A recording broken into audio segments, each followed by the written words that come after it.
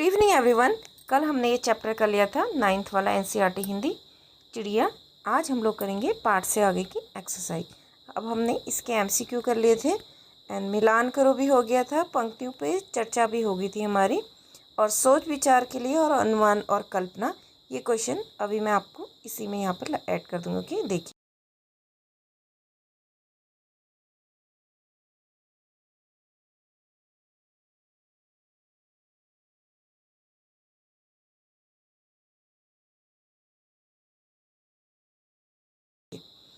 अब देखिए कविता की रचना।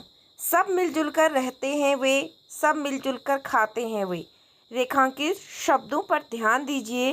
ये शब्द लिखने बोलने में एक जैसे हैं। इस तरह की शैली प्रायः कविता में आती है। अब आप सब मिलजुल कर नीचे दी गई कविता को आगे बढ़ाएं। जैसे ये मिलजुल कर समान शब्द हैं। अब क्या है आगे की कविता देखते हैं। सब मिलजुल कर हंसते हैं वो, सब मिलजुल कर गाते हैं, साथ साथ में रहते हैं वो, साथ साथ में पढ़ते हैं। इस टाइप से आप मिला सकते हैं, ठीक है। या कुछ और आप मिलाना चाहें तो वो भी मिला सकते हैं। ओके, आप देखिए भाषा की बात।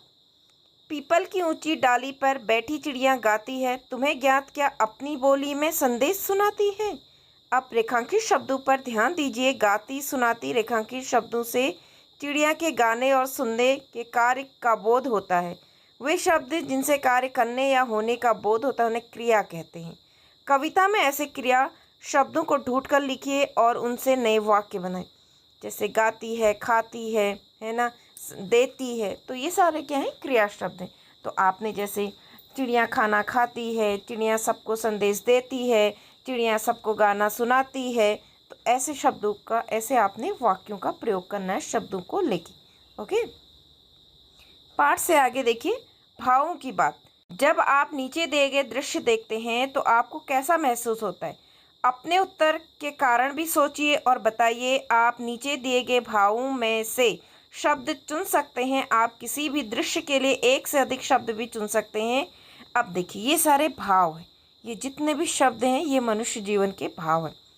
क्या है? प्रेम, वीरता, दया, करुणा, क्रोध, हंसी, आनंद, डर, घृणा, आश्चर्य, ममता, शांति, सुख, दुख, ईर्ष्या, गर्व, निराशा, आभार, उत्साह, चिंता, आत्मविश्वास, सहानुभूति, उदासीनता, शंका। ठीक है। अब देखिए दृश्यवन।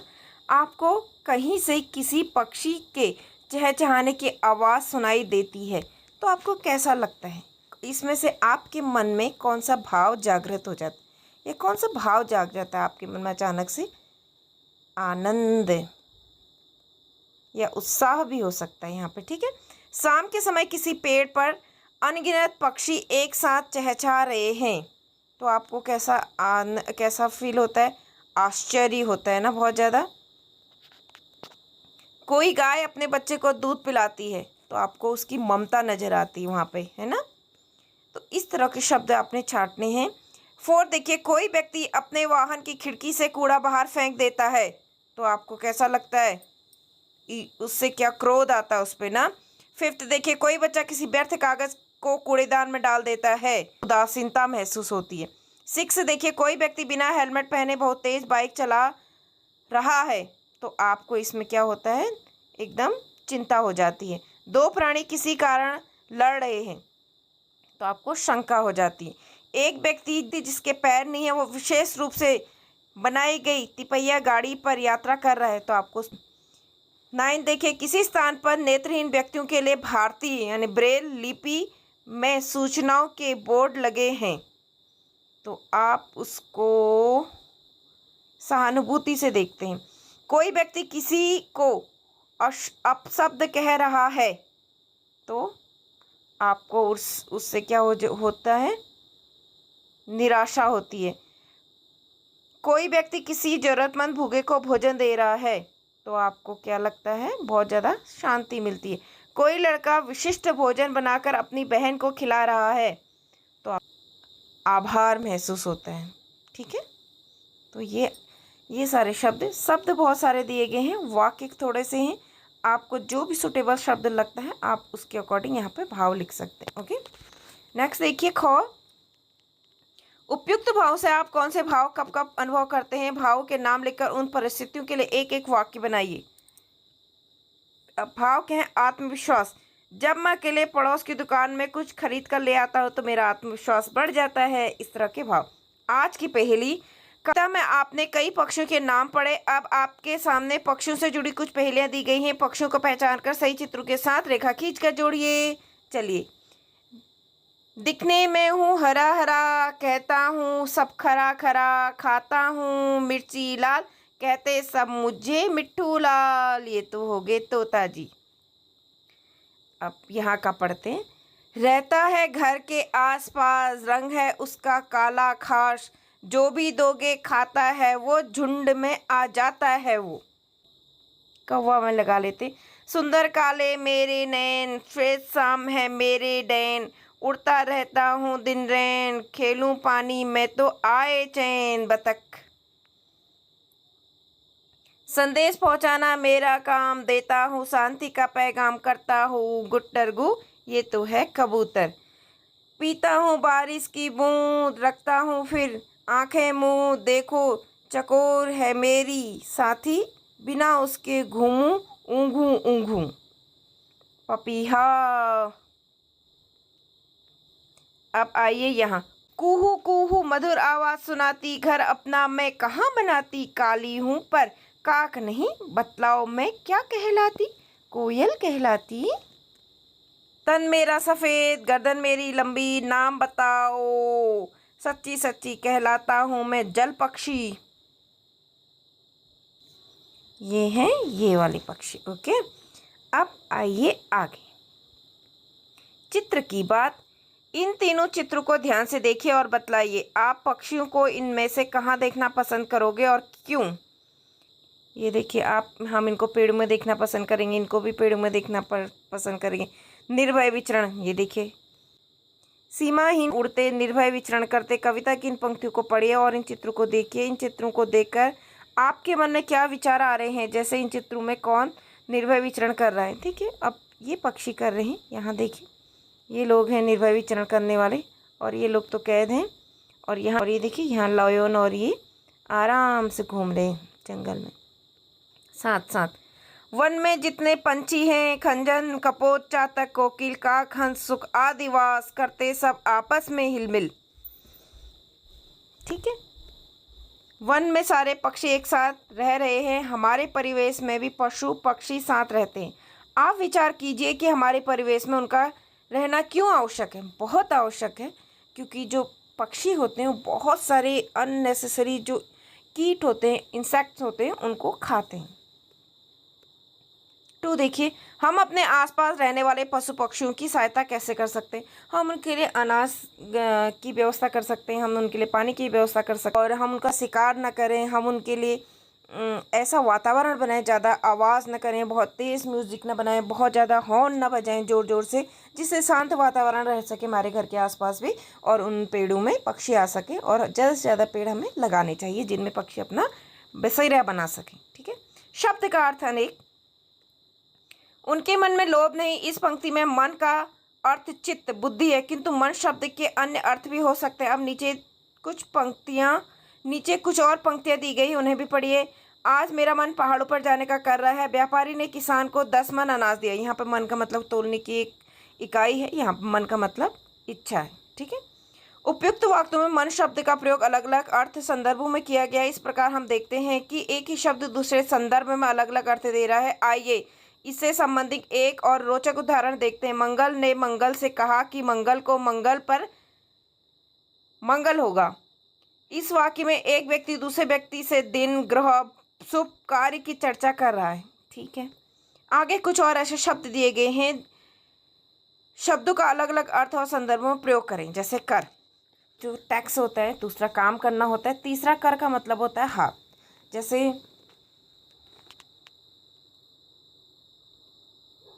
होमवर्क कर। जल, जल पी, या वह झोपड़ी जल गई। अर्थ, अर्थ क्या है आपका। फल, उसका परीक्षा फल कैसा रहा, या पेड़ पर फल पक गए हैं, आम। ये तो एक आम बात है, आम मतलब साधारण बात है। और एक आम का मतलब तो आपको पता ही है, हमारा राष्ट्रीय फल। ठीक है, तो ये हैं इनके उदाहरण। रचनात्मकता। खुले आसमान में पेड़ों की टहनियों, छतों, भवनों आदि पर बैठे उड़ते हुए पक्षी मनमोहक लगते हैं। अपनी पसंद के ऐसे कुछ दृश्यों का क्लॉज बनाकर कक्षा में प्रदर्शित कीजिए। स्वतंत्रता और प्रेम का संदेश देने वाला एक पोस्टर बनाइए। इसमें इस कविता की कुछ पंक्तियाँ या संदेश भी सम्मिलित कीजिए। ठीक है, आप इसमें से कोई भी कविता जो आपको लगता है इसमें जिसमें स्वतंत्रता और प्रेम की भावना को दर्शाया गया है। मनुष्य बिना सोचे समझे जंगलों की लगातार कटाई कर रहा है, जिसमें पशु पक्षियों का जीवन प्रभावित हो रहा है। मनुष्य द्वारा किए जा रहे ऐसे कार्यों की एक सूची बनाइए जिनमें पर्यावरण व हमारे परिवेश के पशु पक्षियों के लिए संकट की स्थिति उत्पन्न हो रही है। इस संकट की स्थिति से बचने के लिए क्या क्या उपाय किए जा सकते हैं, लिखिए। आप इस कार्य में शिक्षक, इंटरनेट और पुस्तकालय की सहायता भी ले सकते हैं। संकेत जैसे ऊंचे भवनों का निर्माण। ठीक है, परियोजना कार्य। पर्यावरण संरक्षण के लिए हम अपने स्तर पर कुछ प्रयास कर सकते हैं। आप अपने विद्यालय, आसपास और घरों में देखिए कि किन किन कार्यों में प्लास्टिक के थैलों का प्रयोग किया जाता है। इन कार्यों की सूची बनाइए। अब इनमें प्रयोग किए जा रहे प्लास्टिक के थैलों के विकल्पों पर विचार कीजिए और लिखिए। संकेत जैसे हम प्लास्टिक के थैलों की जगह कागज या कपड़े के थैले का प्रयोग किन किन कार्यों में कर सकते हैं। ठीक है, हमें हमेशा ये बात आप लोग क्योंकि आप अब पढ़े लिखे हो गए हैं, आप 7th क्लास के स्टूडेंट हैं और आपको अब अपने पर्यावरण के बारे में जानकारी होना बहुत ज़रूरी है। और उस जानकारी को अब आपने पूरे दुनिया में देना है, उस जानकारी को कि हमें कभी भी प्लास्टिक का यूज़ मिनिमम करना है, कम से कम करना है। जहाँ पर प्लास्टिक के बिना भी अगर हमारा काम हो जाता है तो हमें वहाँ पर प्लास्टिक का यूज़ कभी नहीं करना है। ठीक है, क्योंकि प्लास्टिक हमारे पर्यावरण के लिए बहुत हानिकारक है। ठीक है, अब ख देखिए। सभी विद्यार्थी पर्यावरण बचाओ विषय पर एक नुक्कड़ नाटक तैयार करें और उसकी प्रस्तुति विद्यालय प्रांगण में करें। झरोखे से। कविता में पक्षियों के सीमाहीन गगन में उड़ने की बात कही गई है। पक्षियों का आकाश में उड़ना उद्देश्यपूर्ण है। पक्षियों की उड़ान से जुड़ी एक रोचक जानकारी आगे दी गई है। इसे पढ़कर आप पक्षियों की उड़ान से जुड़े कुछ नए तथ्यों को जान पाएंगे। पक्षियों के प्रवास की यात्रा। प्रवास मतलब एक जगह से जब पक्षी दूसरे जगह चले जाते हैं रहने के लिए, क्योंकि बहुत सारे पक्षी ऐसे होते हैं जो केवल गर्मी में रहना पसंद करते हैं। तो जैसे ही उत्तर भारत हमारा जो नॉर्थ इंडिया है वहाँ पे क्या होता है कि जैसे ही सितंबर, अक्टूबर, नवंबर आता है एकदम ठंड होने लग जाती। तो यहाँ के जो पक्षियों को गर्म में ही रहना पसंद है ना, तो वो गर्म वाले प्रदेशों में चले जाते। और सबको पता है पक्षियों की कोई सीमा नहीं है। ऐसा नहीं कि वो हमारे देश के हैं तो हमारे देश में ही रहेंगे, जहाँ उनको सूटेबल लगेगा वो वहाँ चले जाएंगे। और बहुत सारे पक्षी ऐसे होते हैं जिनको ठंड में रहना पसंद होता है। तो जैसे उत्तर भारत में या जहाँ कहीं भी गर्मी पड़ती है तो वो ठंडे प्रदेशों में चले जाते हैं उस वक्त। ठीक है, तो इसको कहते हैं प्रवास, मतलब कुछ दिनों के लिए वास करते हैं, वो वहाँ कुछ दिनों के लिए रहते हैं। अब देखिए कौन कर रहा है प्रवास। पक्षियों की प्रवास यात्रा सबसे विचित्र और रहस्यपूर्ण होती है। अब क्यों होती है, आइए पढ़ते हैं। हर साल शरद ऋतु और शुरू जाड़ों में अनेक पक्षी एशिया, यूरोप, अमेरिका के उत्तरी भागों में स्थित अपने स्थानों से चलकर गर्म देशों में आ जाते हैं। वसंत और गर्मियों में वो फिर वापस उत्तर में पहुंच जाते हैं। ठीक है, ऐसे समय में ये समय के इतने पक्के होते हैं कि इनके आने जाने के एक एक दिन की ठीक गणना की जा सकती है। हाँ, प्रतिकूल मौसम के कारण कभी देर हो जाए तो बात दूसरी है। मतलब अगर मौसम अच्छा नहीं है तो तभी वो रुकते हैं, वरना उनका टाइम फिक्स है आने का। कुछ प्रजातियों के पक्षी थोड़े ही दूर पर जाते हैं। हर पक्षी थोड़ा बहुत तो इधर उधर जाता आता है ही, कभी रहन सहन के कष्टों के कारण तो कभी खाना कम हो जाने के कारण। इस प्रकार का आवागमन मुख्यतः उत्तर भारत में देखने को मिलता है, जहाँ पर मौसम भिन्न भिन्न और तीव्रता लिए हुए होता है। उत्तर भारत का मौसम जो है, नॉर्थ इंडिया का जो मौसम है वो बहुत विचित्र है। क्यों विचित्र है, कभी तो यहाँ कड़ाके की एकदम ठंड पड़ती है ना, दिसंबर जनवरी में। एंड कभी इसका उल्टा होता है कि जून के महीने में देखो गर्मी, लू चल जाती है, 40 डिग्री टेम्परेचर क्रॉस कर जाता है ना। तो यहाँ का मौसम बहुत अलग है।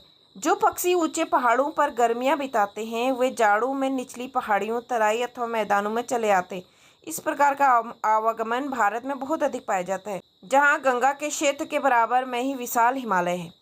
इन छोटे मोटे वीर यात्रियों को अपनी समस्त लंबी लंबी यात्राओं के बीच भारी कष्ट झेलने पड़ते हैं और बड़े बड़े संकटों का सामना करना पड़ता है। कभी जंगलों, कभी मैदानों और कभी समुद्र के ऊपर से गुजरना पड़ता है। कभी भयंकर तूफान आ जाता है और वे अपने मार्ग से भटक जाते हैं। बहुधा वे आंधियों के थपेड़ों से समुद्र की ओर पहुंच जाते हैं और फिर एकदम नीचे पठारों में समा जाते हैं। रात को नगर का तीव्र प्रकाश उन्हें भटका देता है। कुछ पक्षी बीच में रुक रुक कर यात्रा करते हैं ताकि थकान न हो। कुछ ऐसे पक्षी भी हैं जो खाना और आराम करने के लिए बिना रुके लगातार बहुत लंबी लंबी यात्रा पूरी कर लेते हैं। कुछ पक्षी केवल दिन में उड़ते हैं तो कुछ दिन और रात दोनों समय, किंतु अधिकतर पक्षी सूर्यास्त के बाद अपनी यात्रा पर बढ़ते जाते हैं। पक्षी प्रायः दल बनाकर उड़ते हैं। सारस और हंस जब आकाश में वी की आकृति में उड़ते जाते हैं तब तुरंत हमारा ध्यान उधर खींचा चला जाता है। अबाबील, चकदील, फुदकील समुद्र तटीय पक्षी तथा जल पक्षी दलों में इकट्ठे हो जाते हैं। प्रत्येक दल में एक ही प्रकार के पक्षी होते हैं। हर दल में तेज फड़फड़ाहट और चहचहाट होती है। इसके बाद वह धरती से हवा में उड़ जाते हैं और आकाश को चीरते हुए आगे ही आगे बढ़ते जाते हैं। ठीक है, अब है साझी समझ। आप इंटरनेट या किसी अन्य माध्यम की सहायता से अन्य प्रवासी पक्षियों के बारे में रोचक जानकारी एकत्रित कर सकते हैं। ठीक है, खोजबीन भी कर सकते हैं इंटरनेट में या किसी से पूछ भी सकते हैं। ओके, आप ये चैप्टर होता है हमारा यहीं पर complete. Thank you for watching all of you. मिलते हैं हम लोग नेक्स्ट वीडियो में। तब तक के लिए आप लोग पढ़ते रहिए। ओके, जय हिंद, बाय।